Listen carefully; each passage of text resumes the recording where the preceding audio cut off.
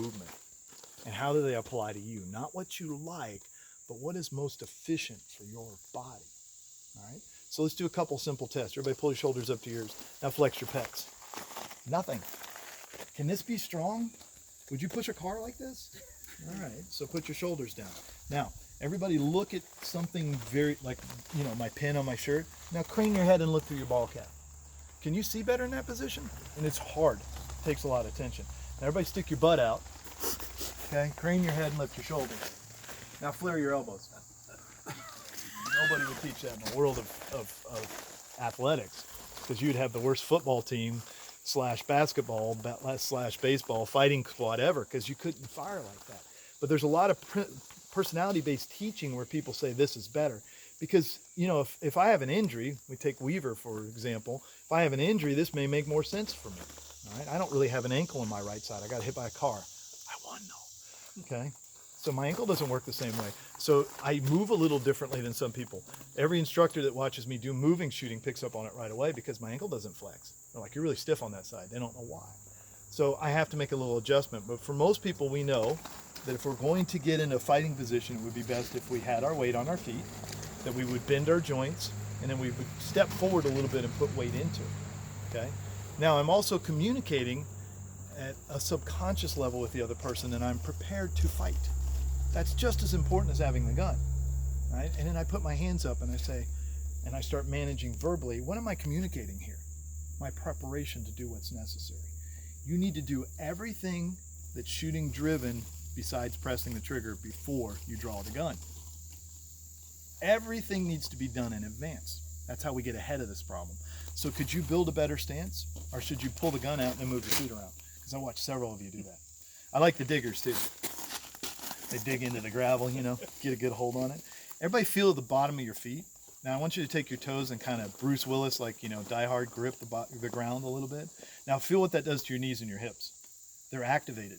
So when that bit of force comes back to you, can I use you, sir? All right, put your hands straight out. All right. Okay, so here's the stance. Now just watch this, the easiest test in the world. Ready? See what he changed? I didn't have to tell him a thing. Did you feel it? Yep. What did you have to do? Grip my he had to grip with his feet, because he did this as soon as I pushed him. All right, now let's see. Put your hands back up. Put it in front of your eyes. There you go. Where's it letting go? You all can see it. Look at his shoulders. Put your shoulders down for me. I don't know if I can live that way, Coach. Pull them down. Just flex this a little bit. Now tighten up this. Stop moving. It's that simple. All right, now tighten it up. Just, no, don't go anywhere, man. Just tighten it up right a little bit right there. How many pounds of pressure is in a recoil management? 18, that's what the spring says. It's not much. Look at him. It's passing through him in a fluid wave. I don't want it. Now lock everything as hard as you can. Extend your shoulders, extend your arm. Feel it?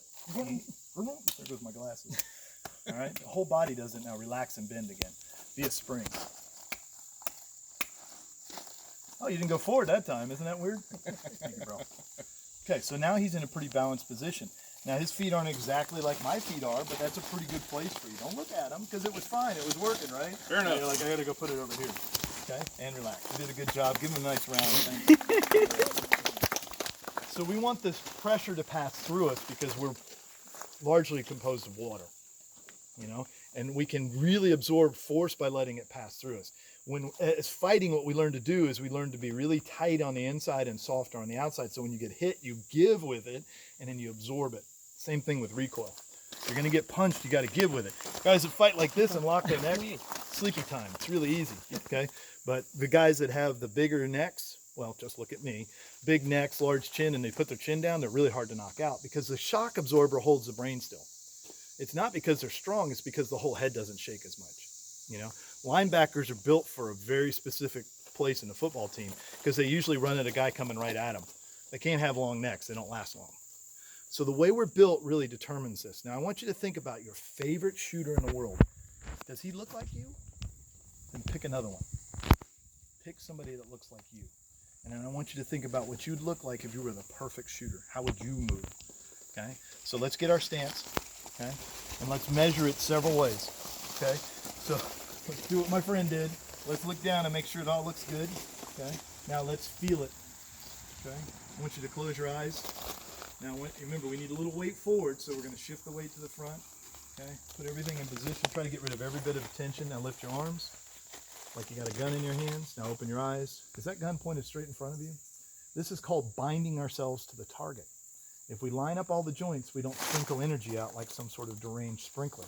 Okay, if I have a knee this way and a knee this way, my hips turn that way, my shoulders out, my elbows out, where's that force going to go? For the least resistance. If I just simply get ready, because I'm going to fight you anyway, and I say, hey, back up, I'm communicating with you.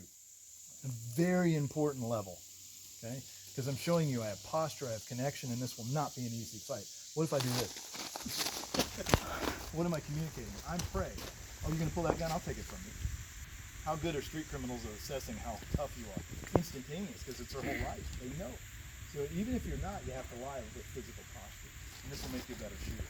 So everybody get a good stance, really feel it, get into position. Good. Would this help you on your shooting? Manages recoil, binds us to the target, helps us stay right in position. Is it hard to do? Yeah. All right. Now everybody go to your relaxed pose. Don't think about it. Now stand. How many of you lock one knee, push your hip out?